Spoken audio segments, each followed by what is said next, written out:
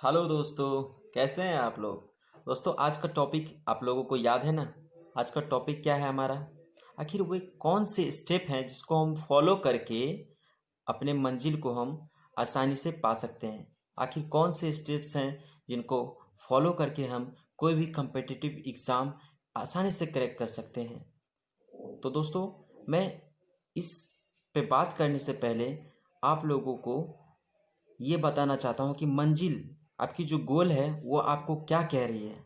आपकी मंजिल आपकी गोल कह रही है, मैं तेरे नसीब का बारिश नहीं। क्या कह रही है कि मैं तेरे नसीब की बारिश नहीं जो तुझ पे बरस जाऊं। मंजिल क्या कह रहा है आपसे, मैं तेरे नसीब का बारिश नहीं जो तुझ पे बरस जाऊं। तुझे तकदीर बदलनी होगी, तुझे तकदीर बदलनी होगी मुझे पाने के लिए। मंजिल आपसे कह रहा है कि मैं तेरे नसीब का बारिश नहीं जो तुझ पे बरस जाऊं। तुझे तकदीर बदलनी होगी मुझे पाने के लिए। दोस्तों मंजिल ये आपसे चाह रहा है कि मंजिल के लिए आप इतना करो, अपने गोल के लिए आप इतना करो, तब वो आपको मिलेगी।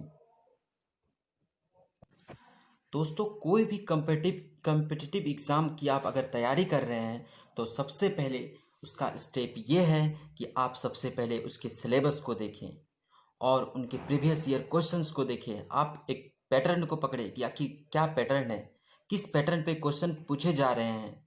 और सिलेबस तो आपके पास होना ही चाहिए आपके टेबल के आगे। ठीक है दोस्तों, अब मैं आपके साथ कुछ पॉइंट्स शेयर करूंगा जिसको आप फॉलो करके आप अपने गोल को आसानी से पा सकते हैं। क्या है दोस्तों कि जैसे कि मैं भी स्टूडेंट हूँ तो मैं देखता हूँ अपने दोस्तों को, और वे क्या करते हैं कि हमेशा कुछ नया सीखने के पीछे पड़े रहते हैं, हमेशा एक नया कंसेप्ट। आपको अगर कम्पिटिटिव एग्ज़ाम को क्रैक करना है तो आपको उसके सिलेबस के अकॉर्डिंग चलना होगा। प्रीवियस ईयर में क्या पूछा गया आप उसको उसको फॉलो करना होगा। और आप क्या कर रहे हो कि हमेशा कुछ नया कंसेप्ट सीख रहे हो।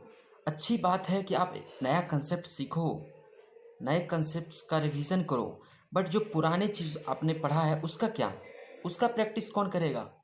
आखिर आप कह रहे हो कि स्पीड आनी चाहिए क्वेश्चंस को करने के लिए, एक्यूरेसी आनी चाहिए, वो चीज़ें आपको कहाँ से आएगी। हमेशा कुछ नया ट्राई करने से नहीं होने वाला है।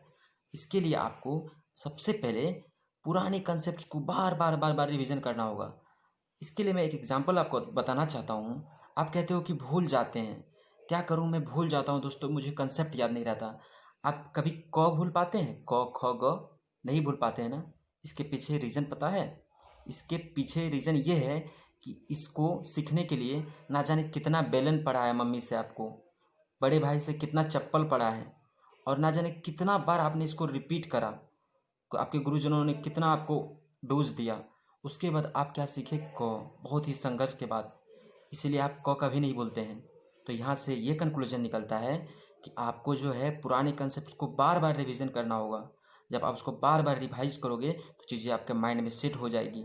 और आज के दौर पे दोस्तों ऐसा नहीं है कि वो आपको देखना चाह रहे हैं कि आप बहुत बड़े ज्ञानवान हैं कि क्या है। वो बस चेक कर रहे हैं कि आप लिमिटेड टाइम में कैसे क्वेश्चंस को सॉल्व कर सकते हैं और ज़्यादा से ज़्यादा स्कोर कर सकते हैं।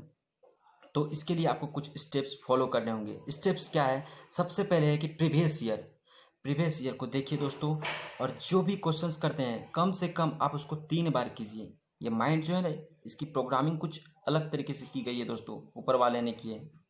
जिससे कंप्यूटर की प्रोग्रामिंग होती है ना, आप यूट्यूब में कोई चीज़ सर्च करते हो बार बार, जिस टाइप का चीज़ देखते हो तो वही चीज़ आपको आने लगता है सामने में, उस टाइप का वीडियो ही आने लगता है। ठीक उसी प्रकार माइंड है, इसमें आप जिस तरह की चीज़ को मेमोराइज करोगे बार बार, ये चीज़ें वहाँ छप जाती है, फिर वो चीज़ आपके नींद में भी आप बड़बड़ाने लगोगे। तो वो सब चीज़ आपको सक्सेस को पाने में बहुत ही हेल्प करेगी। 3 बार चीज़ों को रिपीट कीजिए, ठीक है। न्यू बुक, फलाना सर आए, ये बुक ले लो, वो बुक आपने ले लिया। और दूसरा सर आए शर्मा सर, उनका बुक आपने ले लिया। वर्मा सर आए, वो कहे कि बेटा ये अच्छा है, ये ले लो। अरे भाई उनको तो अपना दुकान चलाना है। आप क्या हो, आप एक कंपटीटर हो। आपको कंपटीशन में भाग लेना है, ना कि आपको एक कस्टमर बनना है। अगर कस्टमर बनना है तो आप हज़ारों बुक खरीदते रहो और नहीं सिलेक्शन नहीं होगा, लिख के दे रहा हूँ नहीं होगा सिलेक्शन। अगर सिलेक्शन चाहिए तो किसी एक बुक को पकड़ो और स्टैंडर्ड बुक को जो चल रहा है मार्केट में, और उस बुक की 10 बार प्रैक्टिस करो। ज़्यादा से ज़्यादा बार प्रैक्टिस करो, ना कि ऐसा कीजिए कि 10 तरह के बुक को 10 बार पढ़ने से अच्छा है कि एक बुक को 10 बार पढ़ लिया जाए, ताकि चीज़ें कंसेप्ट जब सामने आए तो डायरेक्ट देख के हम टिक करेंगे और आगे बढ़ेंगे कि इसका कंसेप्ट ये है। अब देखिए इससे क्या होगा, न्यू बुक मुझे नहीं लेना है, इससे क्या होगा, स्पीड एंड एक्यूरेसी आएगी। एग्ज़ाम ओरिएंटेड प्रैक्टिस हमें करनी है, ऐसा नहीं कि मोटी बुक उठा लिए एक एक चीज़ पढ़ रहे हैं। एग्ज़ाम में पूरे सिलेबस से चीज़ें आती है, बट उसका निचोड़ आता है, कुछ खास चीज़ें हैं जो बार बार रिपीट होती है, जिसको आप सॉल्व करके, सब कुछ 100 नंबर का पेपर है तो 80 नंबर की चीज़ें रिपीट होती है। एसएससी का एग्जाम्पल ले लीजिए, या एसएससी जेई एसएससी एग्ज़ाम्स जो होते हैं सीजीएल के, तो क्या होते हैं कि इनमें 75% क्वेश्चन तो एज इट इज़ रिपीट होते हैं, उनके कंसेप्ट रिपीट हो जाते हैं।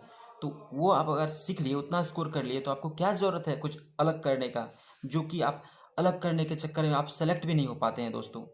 सिमिलरली आप अगर गेट के प्रिपरेशन कर रहे हैं तो आप प्रीवियस ईयर पे फोकस कीजिए, और जितना ज़्यादा से ज़्यादा हो सकता है क्वेश्चन प्रैक्टिस कीजिए। था सिर्फ थ्योरी पढ़ने से क्या हो जाएगा, वहाँ पे जाकर के आपको क्वेश्चन समझ में ही नहीं आएंगे, क्योंकि क्वेश्चन का आपने प्रैक्टिस नहीं कर रखा है। तो और दूसरा पॉइंट है कि कंपटीटर बनिए, ना कि कस्टमर बनिए, जो कि आप लोग करते हैं।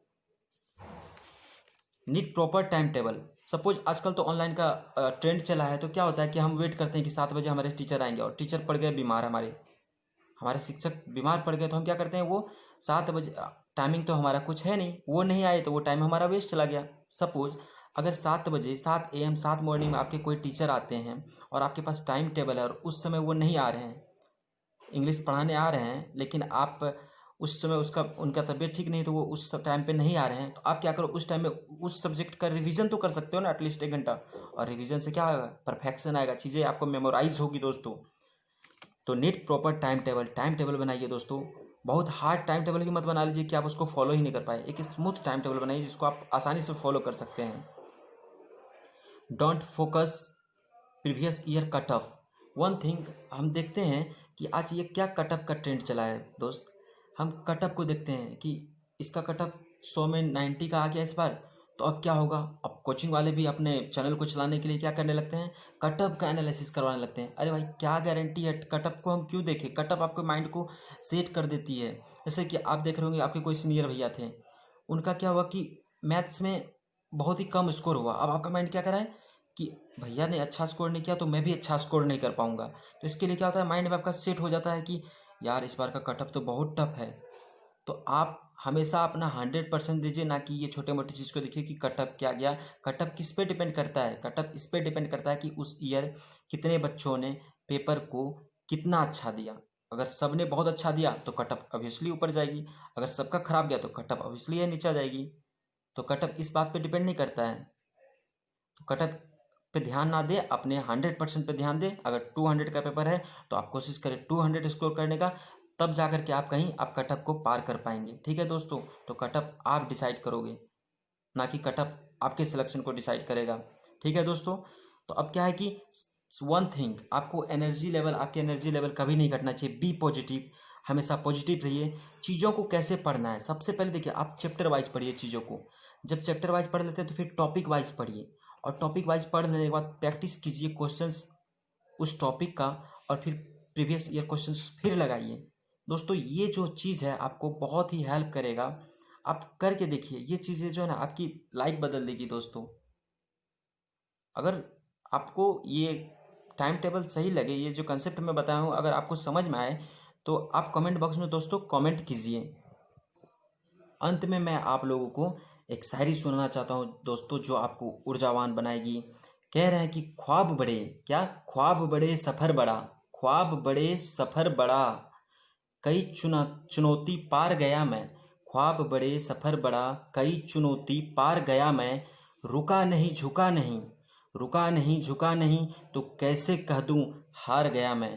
ख्वाब बड़े सफ़र बड़ा, कई चुनौती पार गया मैं, रुका नहीं झुका नहीं, तो कैसे कह दूँ हार गया मैं दोस्तों। इसी के साथ आप सबको मेरा प्रणाम। थैंक यू दोस्तों।